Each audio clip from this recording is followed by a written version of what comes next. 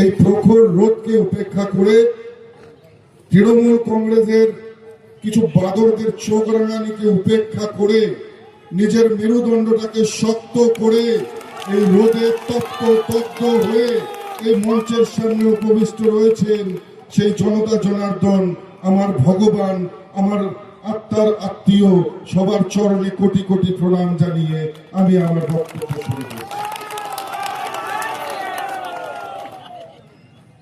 কোথায় গেল সেই মানুষগুলো? তাদেরকে একটু খোঁজার চেষ্টা করছি। কোথায় গেল তৃণমূল কংগ্রেসের সেই হারমাতগুলো? তাদেরকে খোঁজার চেষ্টা করছি। দূরবীন দিয়েও দেখা যাচ্ছে না। মাইকের আওয়াজটা যদি কানে গিয়ে থাকে, যদি বাপের বেটা হও, বুকের পাটা থাকে, সামনে এসে দেখাও কত বড় বাহাদুরি, কত তোমাদের বাইক বাহিনী আর জং ধরা বন্দুক তোমাদের কাছে আছে। আমরা সামনে দাঁড়িয়ে তোমাদের বন্দুকের গুলি খাওয়ার জন্য প্রস্তুত, চোখে চোখ রেখে আমরা লড়াই করার জন্য প্রস্তুত। ভয় আমরা পাই না, মেরুদণ্ড আমরা বাঁকা করি না। কোথায় গেল বাপি বর্মন? কোথায় গেল কেশব বর্মন?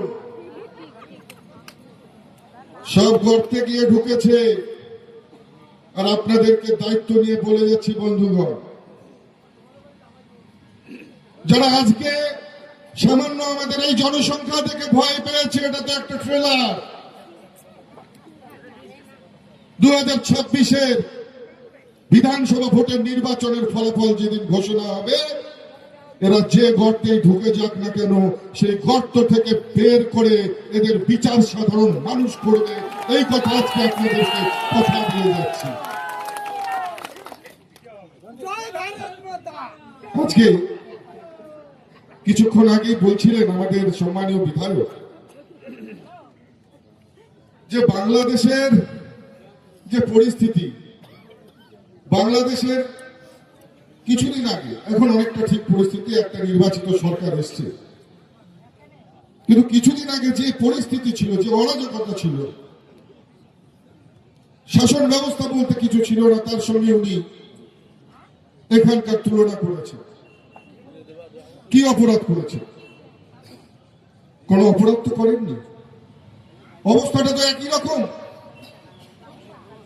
ওখানেও একের পর এক হিন্দুদের মন্দির ভাঙছে, এখানেও একের পর এক হিন্দুদের মন্দির ভাঙছে।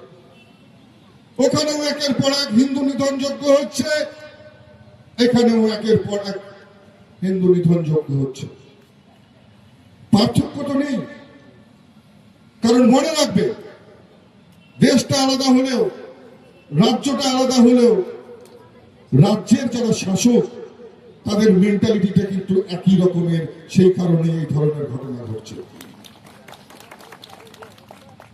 আজকে তৃণমূল কংগ্রেসের নেতারা মঞ্চে উঠলেই দেখবেন আমাকে ব্যক্তিগত আক্রমণ করে, অথচ যে প্রশ্নগুলো আমি মঞ্চে দাঁড়িয়ে করে যাই এদের বলার ক্ষমতা নেই, একটা উত্তর দেওয়ার ক্ষমতা নেই।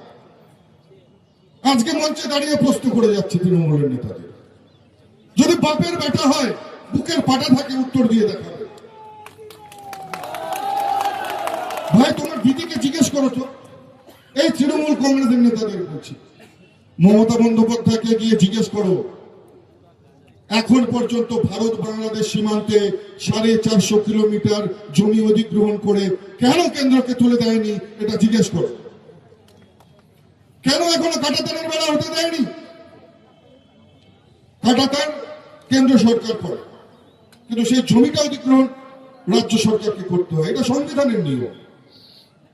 আর এই সংবিধানের নিয়ম অনুযায়ী কেন্দ্র বহু বছর আগে রাজ্যকে টাকা দিয়ে দিয়েছে, তবু রাজ্য এখন পর্যন্ত সেই জমি অধিগ্রহণ করেনি। কারণ ওদের রোহিঙ্গাদের ওই জমি দিয়ে, ফাঁকা ল্যান্ড দিয়ে তাদেরকে আহ্বান করতে হবে সেই জমি। এই কথার জবাব দেওয়ার ক্ষমতা তৃণমূল কংগ্রেসের কোন নেতার মঞ্চে দাঁড়িয়ে নেই। এরা মঞ্চে দাঁড়িয়ে ব্যক্তিগত আক্রমণ করে। ভাই, ব্যক্তিগত আক্রমণ আমরাও করলে করতে পারি, কিন্তু আমাদের রাজনৈতিক শিক্ষা, আমাদের ধর্মীয় শিক্ষা সে কথা শেখায় না। তাই আমরা কুকথা বলে আমরা ছুঁচো মেরে হাত বন্ধ করতে চাই না। হাতি ঘোড়া গেল তল, মশা বলে, মশা কি বলে? আজকে এত লড়াই, এত সংগ্রাম, আমাদের এতগুলো কর্মীকে শহীদ হতে হলো, তারপরেও ভারতীয় জনতা পার্টিকে আটকাতে পেরেছে? পেরেছে আটকাতে? বলুন তো হ্যাঁ কি না? পেরেছে আটকাতে? আর আজকে ওই বাইকধারী কয়েকটা মশামাছিকে পাঠিয়ে দিয়ে ওরা ভাবলো আমাদের আজকের সভা ভণ্ডুল করে দেবে। এর চাইতে হাস্যকর আর কিছু হতে পারে না। আজকে সারা পশ্চিমবঙ্গ জুড়ে এমন একটা অস্থির পরিবেশ, এমন একটা পরিস্থিতি তৈরি করে রেখেছে যেখানে সাধারণ মানুষ তৃণমূল কংগ্রেসের নাম শুনলে পরে তারা লজ্জা পায়।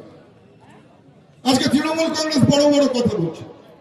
এরা বলছে আমরা ভাতা দিচ্ছি, আমরা লক্ষ্মীর ভান্ডার দিচ্ছি, আমরা যুবদেরকে ভাতা দেওয়া শুরু করেছি। আমি বলবো ওটা ভাতা নয়, ওটা ভাতা। তোমরা 1000 টাকা 1500 টাকা করে হাতে ধরিয়ে দিয়ে তোমরা কি মনে করেছো আমাদের বাংলার মায়েদের মাথা কিনে নিয়েছো? তোমরা কি মনে করেছো যে যুবদের ভবিষ্যৎ তোমরা কিনে নিয়েছো? আমরা দায়িত্ব নিয়ে বলে যাচ্ছি, আমরা সরকারে এলে এই ভাতা 3 গুণ হবে, যুবদের ভাতা 4 গুণ হবে। দাঁড়িয়ে বলে যাচ্ছি আজকে আপনাদের, ভারতীয় জনতা পার্টি যারা আমরা কার্যকর্তা আছি, যাদের উপর 3 রাত হামলা হয়েছে, নির্যাতন হয়েছে, মিথ্যে মামলা দিয়ে পুলিশ যাদের দিনের পর দিন জেলে রেখেছে, তাদের নামের তালিকাটাও তৈরি রাখবেন। সরকারে এলে প্রথম সুবিধাটা তাদেরকেই দেব। আমরা অকৃতজ্ঞ নই, আমরা দলের কর্মীদেরকে সবার আগে আমরা সম্মান জানাতে ভালোবাসি। ঠিক একই রকম ভাবে যারা শিক্ষিত যুব সমাজ আছে, যারা দিনের পর দিন কর্মহীনতায় ঢুকছে, যারা চাকরি পাচ্ছে না, যাদেরকে মিথ্যা আশ্বাস দেওয়া হচ্ছে, আমরা তাদেরকেও বলছি এবারে সময় এসে গেছে পরিবর্তন। এবারের সময় এসে গেছে এই সরকারটাকে সমূলে উৎপাদন করবার। এবারে সময় এসেছে এই সরকারটাকে গঙ্গার জলে নিক্ষেপ করবার। আমাদের সঙ্গে থাকুন, আমরা আপনাদের ভবিষ্যৎ দেখব, আমরা আপনাদের সঙ্গে থাকবো। সুটকাবাড়ি চেনেন তো আপনারা সবাই? চেনেন তো? সুটকাবাড়িকে বলে ফেলেছিলাম ওটা একটা মিনি বাংলাদেশ। তৃণমূল কংগ্রেস থেমে গেল, বাবারে বাবা। আমি তো ভয় পেয়ে গেলাম, তৃণমূল কংগ্রেস থেমে গেল, থানায় থানায় আমার নামে মামলা করলো। কিন্তু এর একটা ভালো ফল হলো, হঠাৎ করে দেখি যে এই সুটকাবাড়িতেও ভারতের জাতীয় পতাকা নিয়ে টুপি দাঁড়িয়ে নিয়ে মিছিল করছে। দেখে ভালো লাগলো। যাই হোক, একটা কাজ তো হয়েছে, এদের হাতে ভারতীয় জাতীয় পতাকাটা ধরাতে পেরেছে। আবার হঠাৎ আমাকে একজন কুচবিহার শহরের নাগরিক বলছে যে দাদা এই কেমন কাজ করলেন আপনি?